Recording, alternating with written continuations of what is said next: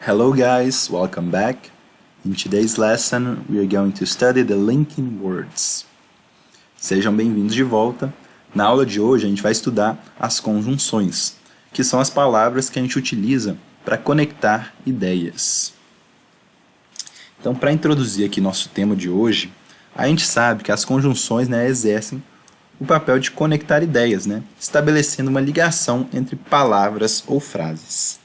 E essas linking words podem expressar muitas ideias diferentes, como por exemplo, adição, quando a gente quer adicionar alguma nova informação à nossa sentença, ao nosso pensamento, ideias de oposição, de continuação, de conclusão, de comparação, explicação, dentre outras.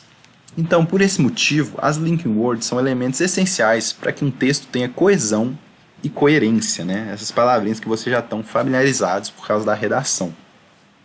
Então, na hora de interpretar um texto, a gente tem que entender essa coerência do texto, porque se a gente vê ali uma conjunção e pensar que ela dá uma ideia de contraposição entre duas palavras, entre duas frases, ou quando na verdade ela está dando uma ideia de adição, de complementação, a gente pode se confundir na interpretação. Então, para o Enem é muito importante a gente saber as conjunções em inglês. E aqui eu coloquei um exemplo para vocês de uma reportagem jornalística, só para dar um exemplo que mais ou menos por parágrafo vocês vão encontrar de 2 a 3 conjunções. Vamos então ler aqui as frases que a gente tem essas conjunções. Although much more sustainable than fuel-powered cars, public transport could still be greener. London buses, on average, emit 73.6 grams of CO2 per passenger per kilometer. Então esse although aqui, ele tem o sentido de embora, ou de apesar de. Então, embora é muito mais sustentável que carros movidos a gasolina, o transporte público ainda assim pode ser mais verde, mais sustentável. Vamos ler aqui essa frase aqui, que começa aqui no Figures. Figures for the London Underground and Docklands Light Railway, for instance, are 55 grams and 47.1 grams, respectively. Então, os números para o sistema de metrô de Londres e o sistema de trens por exemplo, for instance, tem o sentido de por exemplo, é uma conjunção de exemplificação, por exemplo, 55 gramas e 47,1 gramas, respectivamente. Se vocês quiserem checar essa matéria depois, ela fala aqui sobre a sustentabilidade do transporte. Está aqui o link. Bom, então vamos ver cada classe de conjunções. Primeiro, a gente tem as conjunções que a gente utiliza para exemplificar, giving examples. A primeira, a mais óbvia delas, for example, acho que dispensa explicação, Depois tem a for instance, que também em português seria traduzido para por exemplo. E coloquei aqui uma frase para vocês. We need to rethink the way we consume energy. Take, for instance, our approach to transport. Então, continuando nessa temática dos transportes, coloquei essa frase aqui. Nós precisamos repensar a maneira com a qual nós consumimos energia. Pegue, por exemplo, nossa abordagem ao transporte. Então, take, for instance, our approach to transport. E, por último, a gente tem aqui o namely, que pode ser traduzido para nomeadamente. Então, quando a gente for utilizar essa conjunção aqui, a gente tem que, de fato, nomear as coisas que a gente quer exemplificar. There are two problems, namely the expenses and the time. Então, nós temos dois problemas, nomeadamente os custos, as despesas e o tempo. E vocês podem ver que essa última frase aqui, the expense and the time, ela não tem sentido sozinha. Ela precisa dessa primeira frase aqui, there are two problems. Essa primeira frase é uma sentença independente e a segunda é a sentença dependente. Então, o que o namely faz, o que essa conjunção faz? É conectar as duas e dar sentido para a oração dependente. Então, ela pode ser considerada uma conjunção subordinada. Subordinating conjunction. Eu acho que é subordinado em português. Agora, não tenho certeza, mas, enfim, Essas classificações não são o mais importantes, né? Agora, né, em seguida, a gente tem as conjunções para adicionar alguma informação ao nosso pensamento, à nossa linha de raciocínio, né? Complementar nossa argumentação. Então, adding information, adicionando informação. A primeira de todas, né, que todo mundo conhece, a gente tem o and, que adiciona informação na mesma sentença. Então, normalmente ela vem no meio da frase. The food was incredible and the environment was cozy. Então, a comida estava incrível e o ambiente muito aconchegante. Cozy pode ser traduzido como aconchegante. Então, aqui vocês podem ver que cada uma dessas sentenças, elas são independentes, né? Elas sozinhas já fazem sentido. The food was incredible, the environment was cozy. Então, o and, ele junta duas sentenças independentes. Então, ele é uma coordinating conjunction, uma conjunção coordenada. Aqui no segundo a gente tem o in addition, que diferentemente do and, normalmente ele é usado no começo da frase, mas pode ser no meio também. Então, in addition to the scenery, we have a 1,000,000-gallon hot spring pool run by the town. Então, o in addition pode ser traduzido como além. Então, além da paisagem, né, do scenery, nós temos uma piscina de água termal, de água quente, de 1,000,000 gallon. Eu me confundo com essas unidades de medidas dos Estados Unidos, mas é uma piscina bem grande. Run by the town, né? Ela é dirigida, né, controlada pela cidade. A gente também tem o as well as, que pode aparecer tanto no começo como no meio da sentença. Então coloquei aqui dois exemplos para vocês.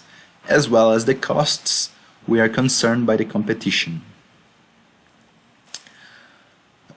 Agora eu fiquei em dúvida aqui se by, na verdade, o melhor é about. We are concerned about the competition. Bom, então, assim como os custos, nós estamos preocupados com a competição. Ou a gente pode escrever we are concerned about the costs as well as the competition. Então, nós estamos preocupados com os custos, assim como com a competição. A gente tem o also, que pode ser acompanhado de not only para dar ênfase. E o also, ele pode ser traduzido como também. E o but also e not only, a combinação dos dois, pode ser traduzida como não só, como também. Então, this investigation is not only one that is continuing worldwide, but also one that we expect to continue for quite some time.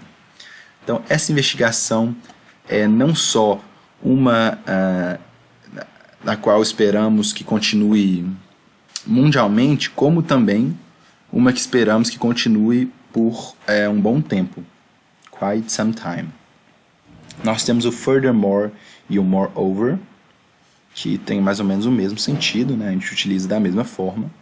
Por exemplo, texting while driving is dangerous, moreover, it's illegal.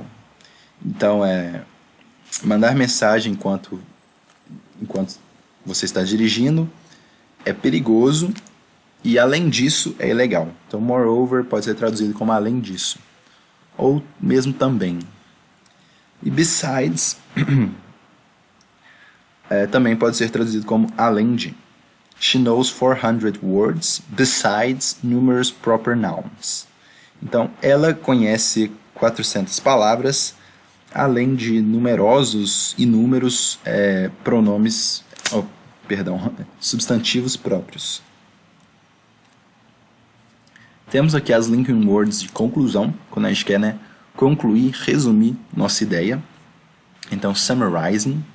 Primeiro a gente tem o in summary, pode ser traduzido como em conclusão, em resumo, resumidamente. Então, normalmente é usada no início da sentença, e às vezes no início do parágrafo, né? In summary, this was a disappointing performance. Então, resumidamente, essa foi uma performance decepcionante, né? Desapontadora não existe, né? Decepcionante. Temos também o to conclude, em conclusão, né? Para concluir. In conclusion, a mesma coisa. In short, que pode ser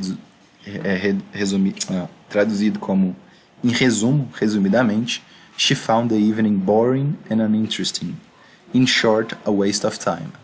Então, ela achou aquela tarde, né, chata, entediante e não interessante.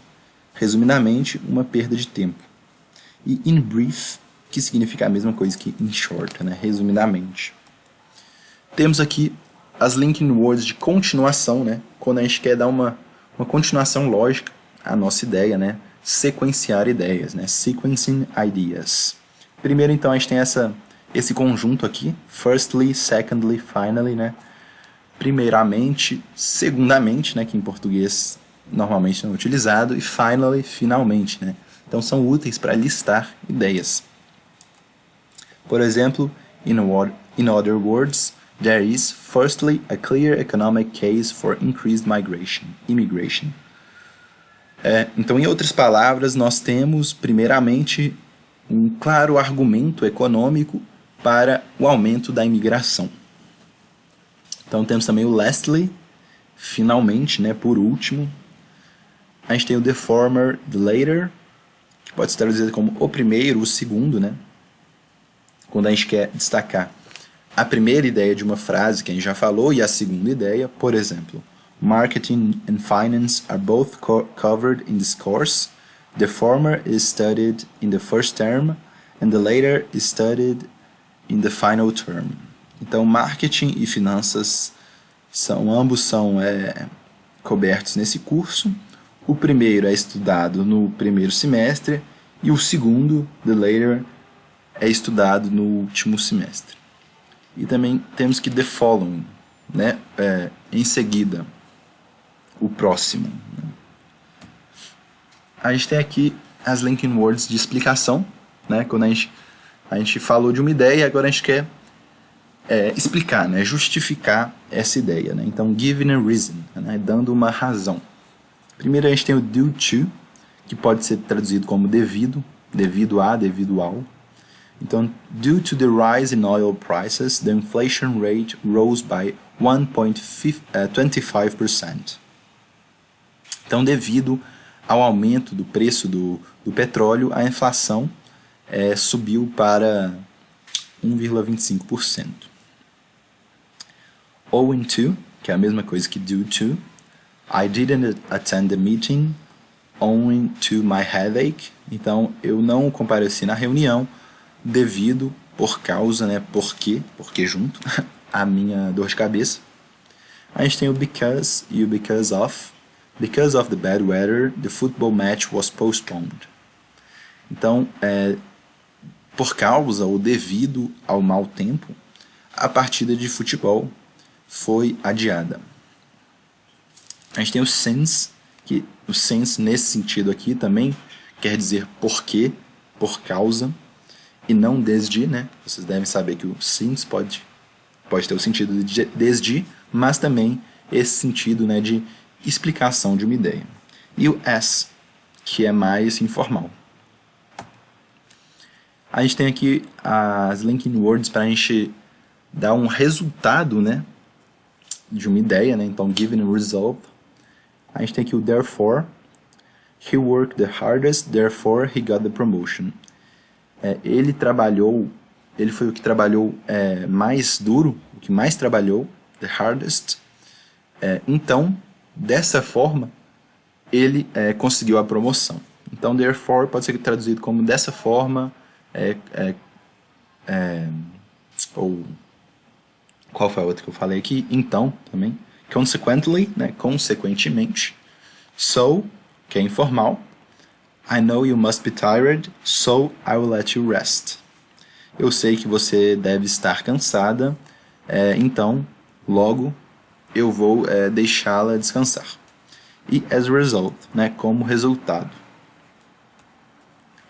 E aqui, por fim, então, a gente tem as linking words de oposição, né, quando a gente quer contrapor duas ideias, né, contrasting idea, contrastando ideias. Primeiro, né, a mais conhecida de todas, a gente tem o but, que normalmente é usado no meio da sentença. Então, né, assim como o and, que a gente viu lá no começo, ela é uma conjunção coordenativa, coordinating conjunction. Porque as duas sentenças que ela conecta, elas fazem sentido sozinhas, elas são independentes. I want to go to the party, but I am so tired. Então, eu quero ir à festa, mas eu estou muito cansado. However, pode ser traduzido como entretanto, contudo, no entanto. I want to go to the party, however, I am so tired. Eu coloquei a mesma frase aqui para destacar que o however normalmente é usado no início da sentença, né, após um ponto. Então, né, a mesma coisa, eu quero ir à festa, contudo, eu estou muito cansado. A gente tem o although, even though, que como a gente viu lá no começo pode ser traduzido como embora, apesar de. Although the issue was not discussed, it was far from out of her mind. Então, embora o assunto, o problema não tenha sido discutido, ele estava na cabeça dela. Fica difícil traduzir essa aqui literalmente, porque it was far from out of her mind seria estava longe de não estar na mente dela, né? Fica bem estranho. Então, estava na mente dela, né? Eles não discutiram o problema, mas o problema ainda estava na cabeça dela, ela estava ainda pensando sobre isso. Temos o despite, que é a mesma coisa que o although, embora. Temos o nevertheless, que é normalmente, né, contudo, entretanto, no entanto, etc. She was very tired, nevertheless, she kept on working. Ela estava muito cansada, contudo, ela continuou trabalhando.